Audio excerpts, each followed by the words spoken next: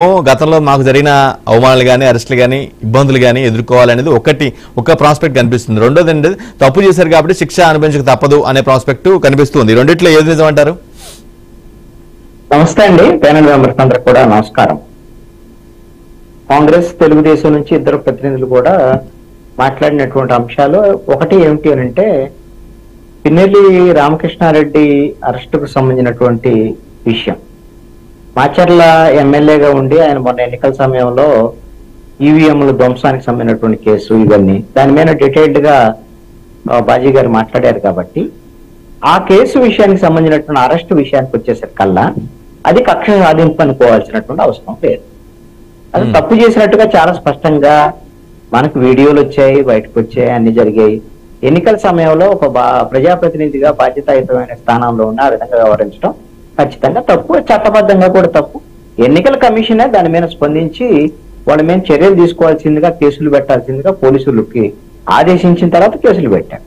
ఇప్పటి వరకు ఆయన అరెస్ట్ చేయడానికి కోర్టు వైపు నుంచి బెయిల్కి సంబంధించినటువంటి ఉన్నాయి కాబట్టి అటప్పుడు ఇప్పుడు కోర్టు నుంచి ఆటంకాలు తొలగిపోయిన తర్వాత పోలీసులు తమ పాత్ర నిర్వహించినటువంటి పరిస్థితి. దీంట్లో కక్ష సాధింపు ఏముంటుంది? ఖచ్చితంగా నేరం చేసి తప్పు చేసినటువంటి వాళ్ళు అరెస్ట్ చేసింది. ఆయన నిందితుడు కాబట్టి నేరారోపణలు ఎదుర్కొంటున్నారు కాబట్టి అరెస్ట్ కావాల్సింది. ఈ కేసుల్లో వాళ్ళ సోదరుడు కూడా ఇంకొక అతను కూడా ఉన్నాడు.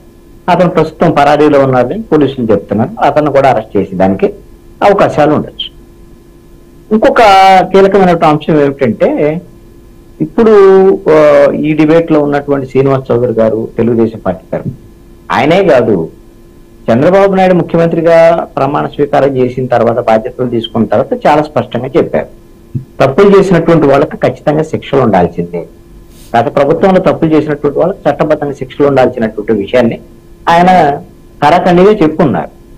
ఈ ప్రభుత్వం కూడా అధికారంలోకి వచ్చిన తర్వాత ప్రజలకు ఇచ్చినటువంటి హామీలకు సంబంధించి ఒక 5 హామీల మీద సంతకాలు చేయటము, వాటిని కేబినెట్ ఆమోదించటము, ఇవన్నీ పరిపాలనా అంశాలను ఒకవైపున చూస్తూనే ఇంకొక వైపున అసలు ఈ ప్రభుత్వం అంటే ముఖ్యమంత్రి బాధ్యతలు తీసుకోగలిగే మొదటి రోజు నుంచే రిజల్ట్ వచ్చినటువంటి తర్వాతే గనుల శాఖలో జరిగినటువంటి అవినీతి, అదేవిధంగా ఇసుకకు సంబంధించినటువంటి దాంట్లో జరిగిన అవినీతి, మద్యానికి సంబంధించినటువంటి అవినీతి, అదేవిధంగా ఆర్థిక పరమైనటువంటి లావాదేవీలకు సంబంధించినటువంటి విషయంలో ఆర్థిక శాఖలో జరిగినటువంటి అవినీతి, ఇలాగా ఒక 7-8 శాఖల్ని ఇప్పుడు రాష్ట్ర ప్రభుత్వానికి సంబంధించినటువంటి వాళ్ళు గుర్తించి గత ప్రభుత్వ హయాంలో ఈ శాఖల్లో తీవ్రమైనటువంటి అవినీతి జరిగింది, అక్రమాలు జరిగాయని వాళ్ళు నిర్ధారణకు వచ్చారు, భావిస్తున్నారు. అందుకని వీళ్ళు కేవలము గతంలో ప్రతిపక్షంలో ఉన్నప్పుడు ఆరోపణ చేశారు, తెలుగుదేశం, జనసేన, బీజేపీ కూడా. ఇప్పుడు ఆరోపణ చేస్తే కుదరదు కాబట్టి ఇప్పుడు వాళ్ళు ఖచ్చితమైనటువంటి ఆధారాల కోసం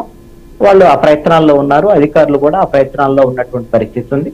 నాకు తెలిసి ఈ 7-8 శాఖలకు సంబంధించినటువంటి విషయంలో వైట్ పేపర్ రిలీజ్ చేసి శాఖల వారీగా ఎక్కడ కుంభకోణాలు జరిగాయి, ఎక్కడ అక్రమాలు జరిగాయి, ఎక్కడ అవినీతి జరిగింది, దాంట్లో ఎవరు నిందితులుగా ఉన్నారు, ముందు అసలు అక్రమాలు ఏంటి, అవినీతి ఏంటి అనేటువంటి దాని మీద, ప్రభుత్వ ప్రజాధనానికి ఎలా నష్టం జరిగింది అనేటువంటి దాని మీద వైట్ పేపర్. ఫస్ట్ శ్వేతపత్రాలు, తర్వాత విచారణ, తర్వాత అరెస్ట్ ఉండే అవకాశం ఉందంటారు.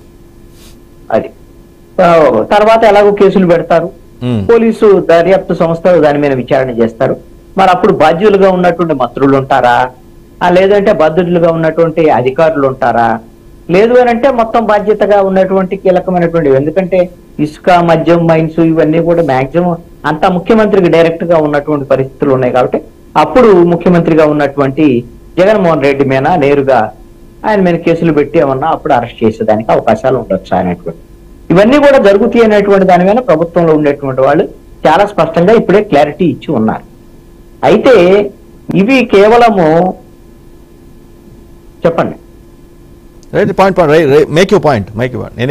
ఇక్కడ కేవలము ఇది వాళ్ళు ఎవరో గత ప్రభుత్వంలో ఉండేటువంటి వాళ్ళు తెలుగుదేశం మీద, జనసేన మీద, బీజేపీ మీద విమర్శలు చేసినటువంటి వాళ్ళ మీద ఏదో చిన్న చితక కేసులు పెట్టి ఆబాస్ పాలయ్యేదానికన్నా కూడా ఖచ్చితమైనటువంటి ఆధారాలను తీసుకొని దాని ప్రకారంగా కేసులు పెట్టి వాళ్ళ మీద చర్యలు తీసుకుంటే ఈ ప్రభుత్వం కూడా ఆబాస్ పాలు కాకుండా ఉంటుంది.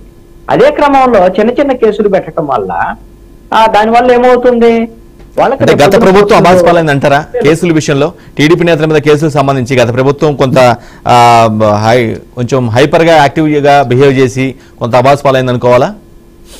ఖచ్చితంగా అబాస్పాలైంది.